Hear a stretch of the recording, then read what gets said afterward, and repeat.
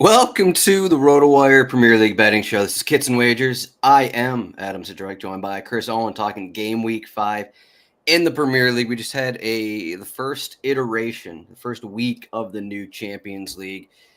6 matches Tuesday, 6 matches Wednesday, 6 matches Thursday. Now we're talking Friday. We're talking some teams that played middle of the week. An interesting schedule now that there's Champions League matches on Thursday, but I guess you look at it like, okay, Europa League is next week. Now we don't have to deal with Europa League on Thursday. I don't know. It's just a different schedule. Are you getting acclimated to it yet, Chris? I guess is the first question. Yes, there was some troubleshooting along the way, but yes, I feel like I'm acclimated. Those they kick off, and the first two games are 9:45, I think, for me. So I was like, oh, when do these games start? And I just kind of chuck them on in the background, and that's really nice. I like the two games because then you can just kind of have them both on. But yeah, I will say I was very confused because I was like, oh, Tuesday, Wednesday, great group of matches. I really enjoyed them. I was like, did I just not see any highlights of Arsenal at all? And I hadn't really looked at the matches. And it turns out there were no highlights. Wait, yeah, outside of the Raya double save, there were no highlights. That's actually very true. So I was like, oh man, okay, I just completely missed the Arsenal match, but whatever. And then I was like, oh wait, there's Thursday Champions League games, so there was that moment of confusion. But 3 days in a row of Champions League matches is pretty distracting. It felt very weird for us. In the RotoWire side, the news portion for us, there's also midweek Liga MX and then a full slate of MLS matches on Wednesday. So it was just a fun week overall. But now we're back to normal weekend matches here, what we're talking about. First, I'll put up the records. Chris finally got a couple wins last week. I look back at my bets from last week, and I think all of my bets were – I still like all of my bets. It just turns out that, right process, wrong result is what we say on this show. I had Tottenham double chance with their corners. I think they had at least 7 corners in that one. That was looking good. And then the Leicester City Crystal Palace, I had 2-3 goals scored. Ended up with, I think it was a stoppage time PK for Crystal Palace. So just stuff like that happens. And, guess what? It's a week later. We got more bets to make. So game week 5, rotowire.com/betting/soccer. You can get all these odds over on the site. The first game we're talking about, Leicester City are home against Everton. Everton, they're still having the same injury issues. Basically, a massive illness is going around camp. Michael Lenko had to go off after 20 minutes last week because of an illness. Then a couple guys missed the midweek match because of illness. Tarkowski's dealing with some back issue, but he usually plays through things. The one big thing is that Idrissa Gueye has a personal issue, death in the family, so he's officially out for this game. Idrissa Gueye, kind of just a consistent defensive midfielder for them. He's out. Probably going to be Aurel Mangala. We remember him from Nottingham Forest last season. So some changes in addition to the usual guys being out. So just massive injury issues for Everton, while Leicester City don't really have the same problem there. So what's the takeaway here? I guess I'll read off the odds. Leicester City plus 150 to win. Everton plus 185 to win. The draw is plus 235. Yeah, a lot of people either potentially missing for Everton this week. This is I kind of said this to Adam before we started, but is this the game of the week? It's not. If we get like a 3-3, it might be the game of the week. That's kind of what I'm after here. As we know, Everton have been struggling mightily. That opening match was 4-0. They lost 3-2 in that hilarious fashion to Bournemouth. Again, losing 3-2 to Everton after being up 2 goals. And then most recently this week, Aston Villa, sorry. And then most recently this week, they crashed out of the League Cup on penalties to Southampton. So it has been an absolute struggle for them. Winless in the league this season, pointless, I believe, too. So they've been not doing so hot. Leicester on the other side, they've been okay.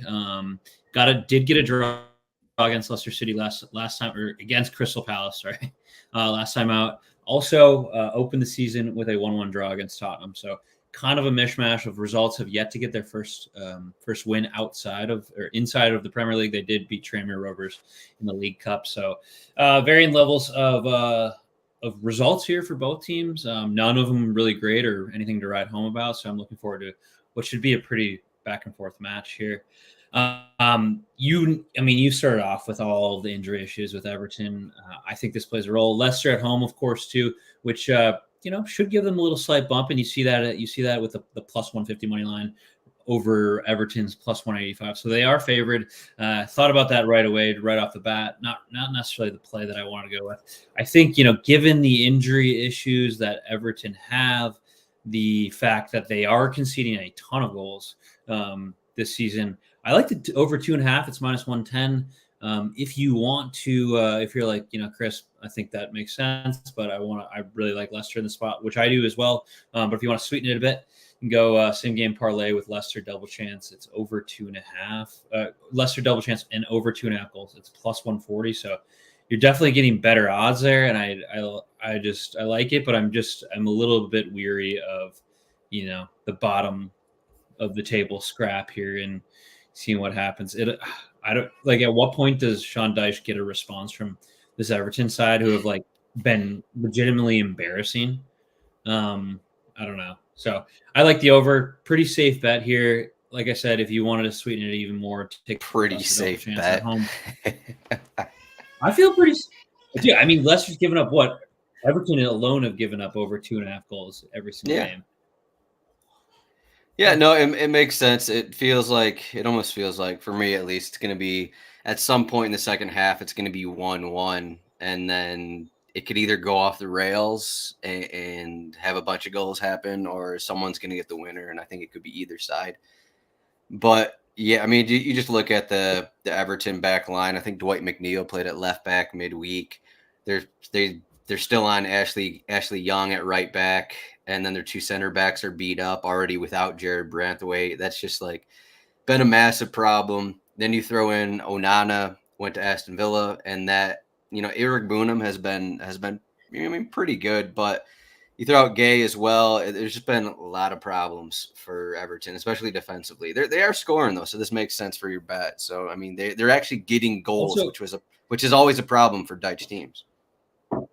Yeah, I mean, between the two teams, 7 out of their 8 matches have been over 2.5, and the only match that hasn't been over 2.5 was Leicester's opening game against Tottenham, where Tottenham just could not find the back of the net. They had a million chances. I would be curious to see what their XG was in that match, but this isn't thinking Leicester's going to go out and get 3 goals. I think there's going to be goals for both sides here.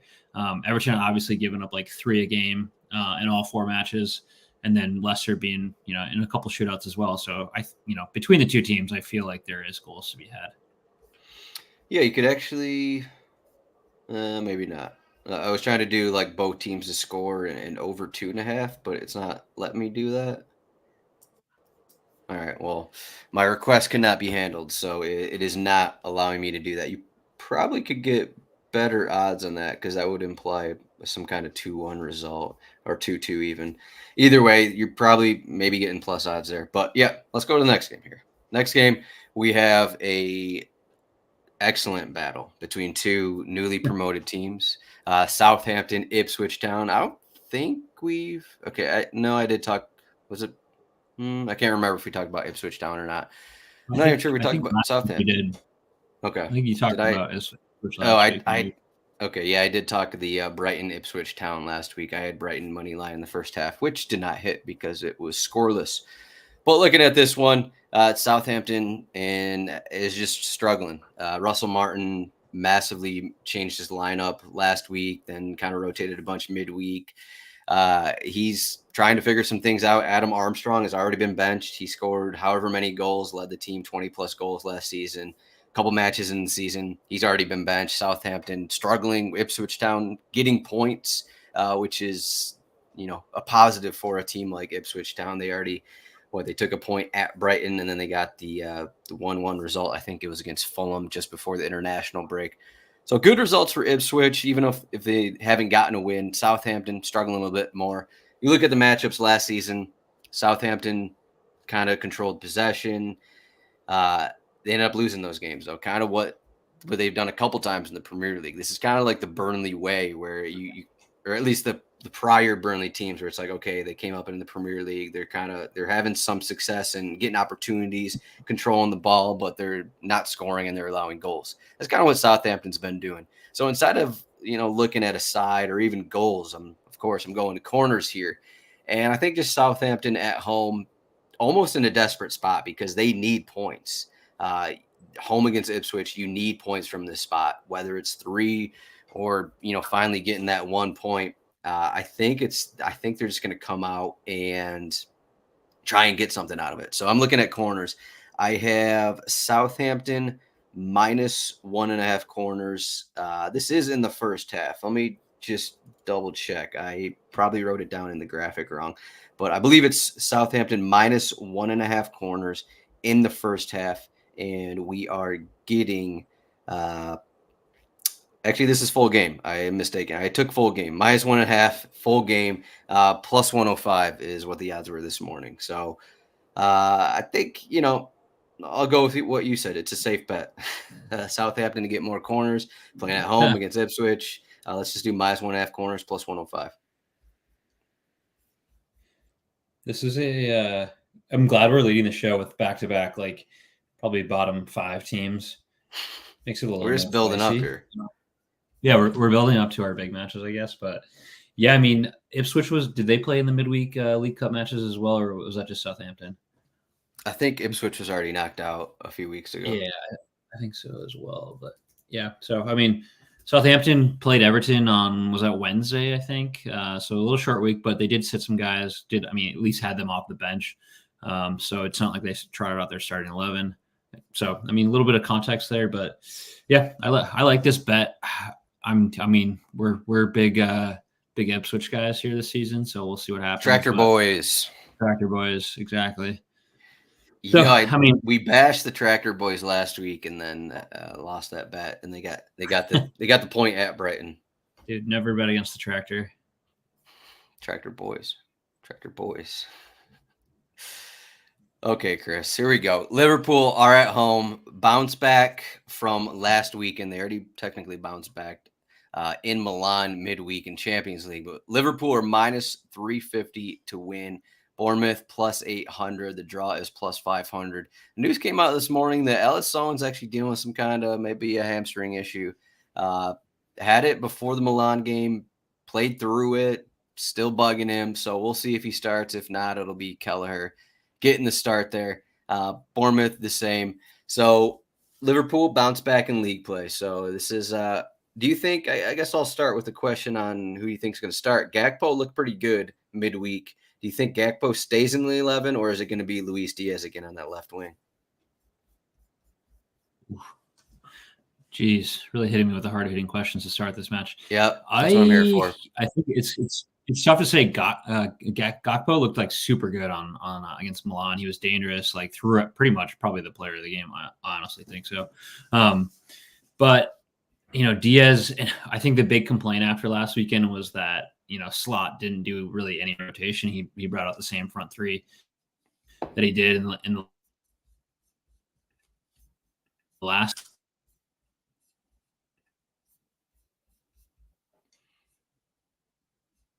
Christopher, I feel I wouldn't be surprised to maybe see did we lose contact?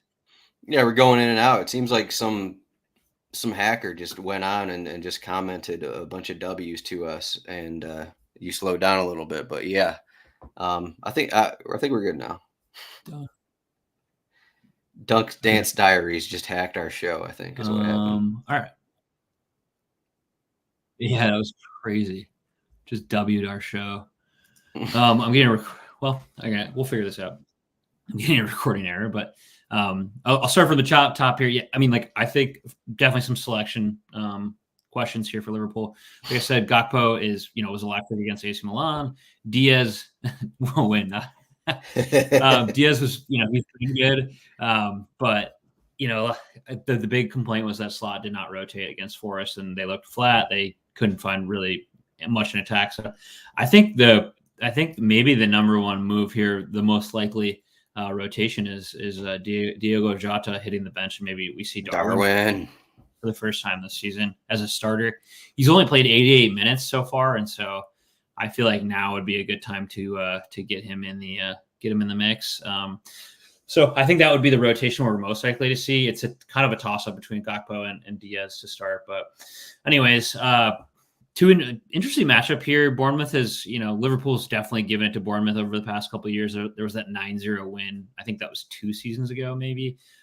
They won, I think, 3-1. And what was the other one? It was probably like 4-1. So some pretty good results overall. But this is a much different team than we saw under Klopp. A little bit more control, a little bit more possession base. I looked at this right away and I was like, this kind of had, and Liverpool, and it's been a goals to shut out in all 4 of their games here, including that 1-0 loss to Forest last weekend. So I kind of like the under here. It's set at the over under is at 3.5. I kind of like, the under is under 3.5 is -115. Unlike the previous match I talked about, I kind of wanted to sweeten this one up a little bit because I feel like this is the under 3.5. They've yet to hit 4 goals in any of their games. I like this Liverpool money line, so I do expect them to win at home. A little bounce back after Forest. They did win in the midweek against Milan. Liverpool money line and under 3.5 is +135. Are you feeling this one, or are you cold to it? Yeah, I just remembered I actually wrote up something similar in my article, so check it out, rotowire.com/soccer. Betting article went up this morning, 4 bets in there, and then there's also a link for corners and wagers. 2 corners bets in that video as well on our youtube.com/@RotoWireSoccer. So 6 bets plus this one. I got a shout out to Dunk Dance Diaries. He was not hacking. He was just typing in W for a Liverpool win. So he just had to clear his name. Big red over there. But yeah, I do believe the under here. Bournemouth haven't really had much success scoring themselves. You didn't mention that part. Their only game where they scored more than 1 goal was that Everton match when they basically got 3 goals in stoppage time in the final 10 minutes in that one. So it does feel like if we don't get another like Liverpool 2-0 win, it'll be, I don't know. I think that's kind of what it'll be. I think it'll be kind of low scoring like that. Maybe Bournemouth get one. Maybe it's like, okay, Kelleher's in there, so Bournemouth get one, something like that. But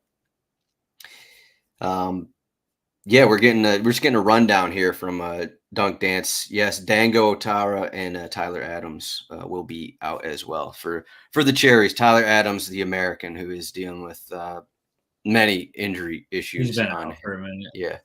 Yeah, on his part. So next game, we are talking about Crystal Palace are home against Manchester United. Crystal Palace are +190 to win. Manchester United +130. The draw is +270.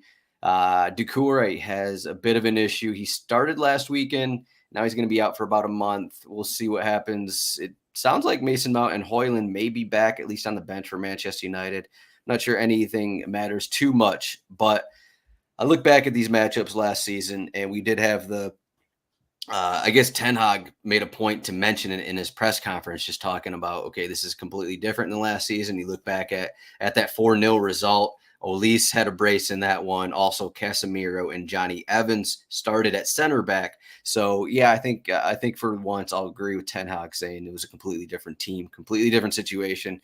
And then you throw in Manchester United. They played. Was it Coventry City? They played whoever midweek, won 7-0. They are playing better this season than they did last season. Crystal Palace haven't really been playing as well as last season without Olise. They're still struggling a bit. So this bet is kind of similar to your Liverpool one, but I'm taking Manchester United are away from home, which is always tricky, but I do think they're playing well enough that we can get the double chance here. So I got Manchester United double chance and under 3.5 goals at +125. I just think that Crystal Palace, their goals are struggling a bit. Manchester United playing better defense than last season, limiting teams a lot more than last season. Just another spot where I don't think this is like a game that's going to go off the rails. That's not how Ten Hag plays. He doesn't play matches to go off the rails. And then we'll see what this back line of Crystal Palace can do. Lacroix got his first start last week, I believe, in their draw against Leicester City. But thoughts here for, do you believe in Manchester United, I guess? I got the double chance of Manchester United in this one. I just want to back up and say, I don't appreciate Coventry City catching an absolute straight bullet there with the 7-0. They lost 7-0. No, they did not. Okay. They did not. They did lose to Tottenham, but they did not lose 7-0 to Manchester City. I got it. Okay, yeah. They just caught a crazy straight from you. Like, they didn't deserve that. How'd you write in whoever else? That's my bad. Instead of losing 7-0, they gave up 2 90-minute goals to Tottenham. Yeah. Aside from them catching a straight bullet there, I'm unsure about this one. Like, coming off like 7-0, Rashford all of a sudden seems to be coming back a little bit into form. Not something that maybe we're expecting, but I feel like they won 3-0 over Southampton. Yes, Southampton got a red card, but still, I'm a little bit weary of the under. I do like United to get a point here. I just am really, really weary of this under 3.5. Weary the under 3.5. You believe that like Rashford scored a couple goals against Barnsley, so he's ready to go. It's like, okay, I'm good. I'm good to score. I didn't take a shot in the first 3 games of the season, but I'm good to go. I'm ready to score some hat tricks now. Yeah, that's exactly what I'm saying. I mean, not only in that game, but he also scored against Southampton. So, he's starting to find the back of the net a little bit here. Garnacho is getting going too. So, all it takes is I forgot what I said the other day, to move him out, and all you have to do is move the first pebble. So maybe he starts to find the back of the net a little bit more. Crystal Palace, could happen. It's not like United's like airtight defensively. So I don't know. I'm just saying I have my concerns. I think your concerns are warranted, but my bet's going to hit, so it doesn't matter. So, I appreciate your concerns, and you are wrong. We're moving on to Sunday. Similar to this past weekend, we only have 2 Sunday matches. All the other matches are on Saturday. 6 matches at 10 a.m. Eastern on Saturday. So I think that's the first time this season where there's been more than 5 going on at once. Brighton are home again against Nottingham Forest, coming off that scoreless draw. Now, they did play midweek against Wolverhampton. But look at the odds. The odds have changed a little bit. Brighton were minus 140. That's down this week. They're minus 125. Though maybe they're still minus 140. I don't know. Our graphic's kind of weird here. Either way, Nottingham Forest plus 380 to win. The draw is plus 290. Nottingham Forest coming off the big win at Liverpool. Do you think that they can get another 1-0 win and, repeat what they did against Liverpool, hold tight defensively, and then score on the counter? I wouldn't be surprised. I mean, Nottingham Forest conceding 2 goals in 4 matches was not my expectation coming into the season. They've been so good defensively. So credit to them for that.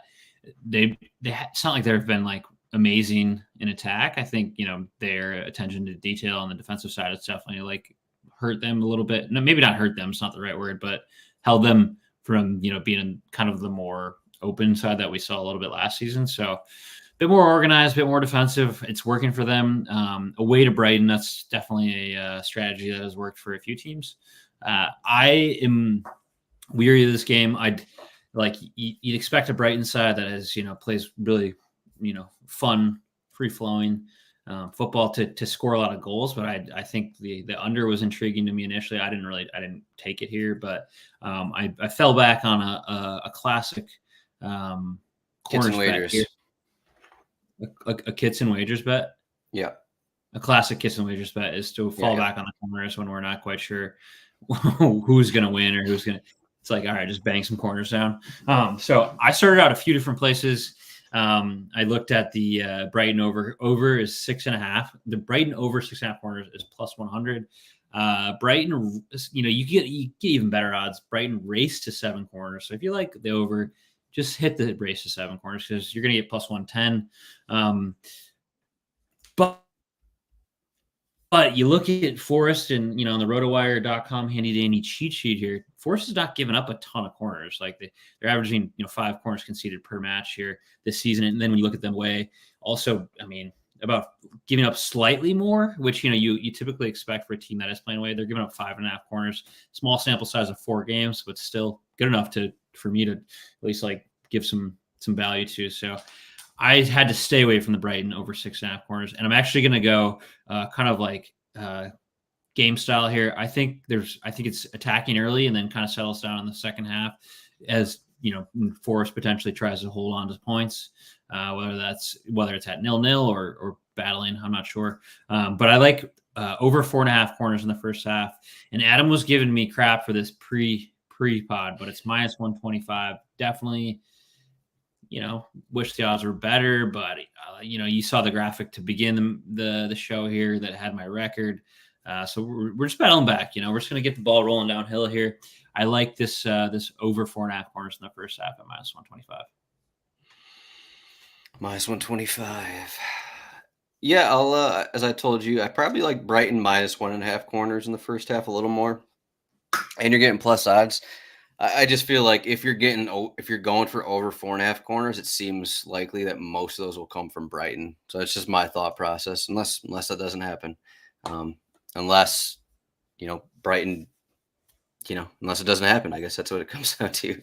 Unless it's like 3-2, something like that, which is always possible with getting Morgan Gibbs-White and company going on the wing there. But yeah, over 4.5 corners in the first half, -125.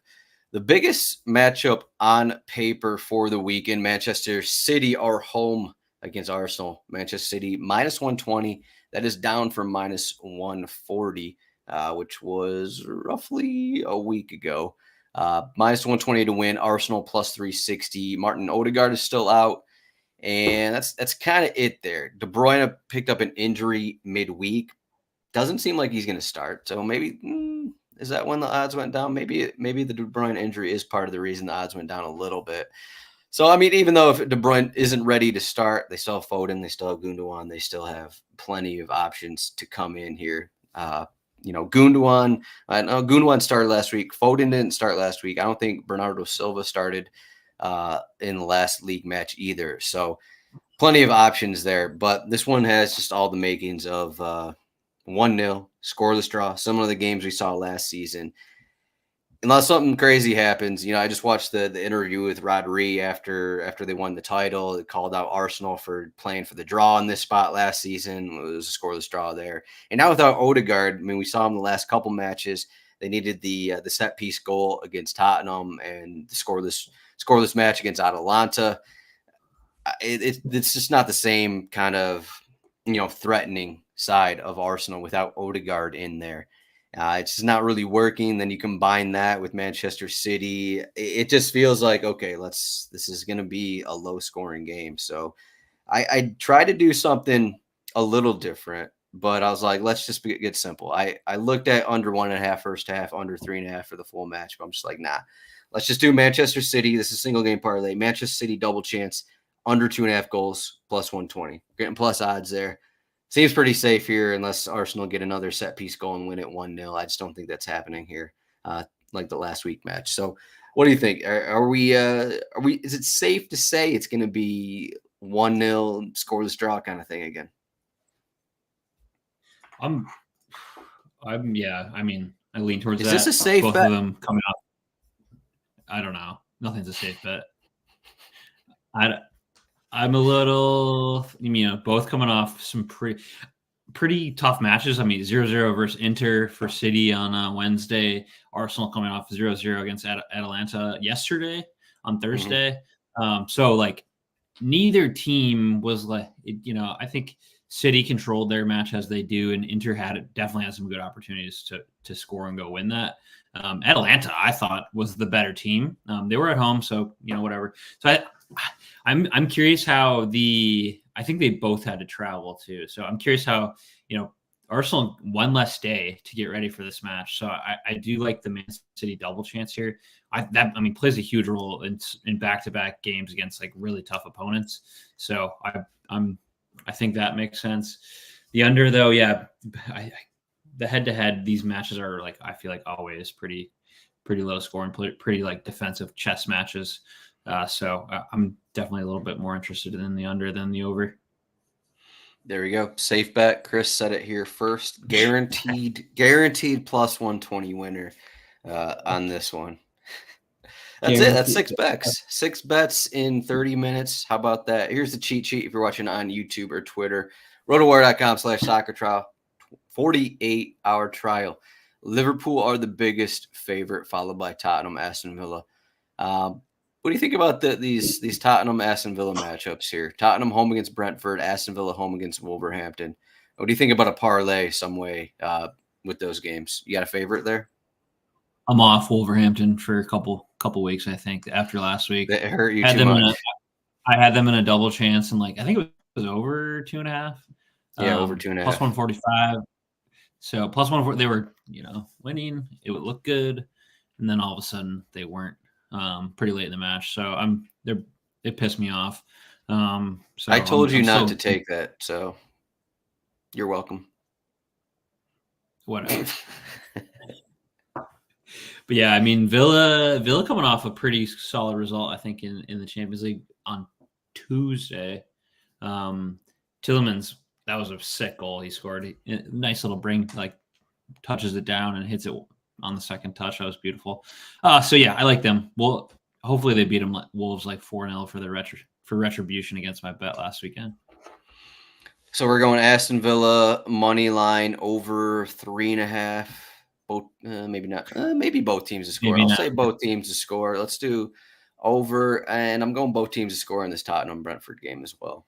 So yeah, then we'll say over. Just double down on the BTTS. Yeah, I don't know if I can get to Tottenham to win with the way that they're playing, but no, I think these games are both teams to score there. But you got anything else for game week 5 here? No, we touched on. I mean, we touched on eight matches there, so a little tease on the last one. So should we talk about the final two? No, I think we can go with that. No, we're good. West Ham and Chelsea with the other end. Yeah, I'm good. Oh yeah, we're good. No, we're good. Newcastle Fulham, we're okay. Don't worry about it. I think there might be a bet. There might be some bets on those matches in my article, rotowire.com/soccer. But follow Chris. Chris is grinding away on Twitter. He's been tweeting all his bets in the past week, so make sure to go there at CHRON8. I am at Zdroik. You can follow RotoWire Soccer as well. Make sure to subscribe, and follow all our stuff. We got a DFS video coming up for Saturday's 6-game slate, and we had a few Champions League betting articles as well. So constant stream of content in the past week, and it'll be continuing throughout the season. So, but Chris, happy Friday. Good luck on your bets, and let's win some money here. Thanks, Adam.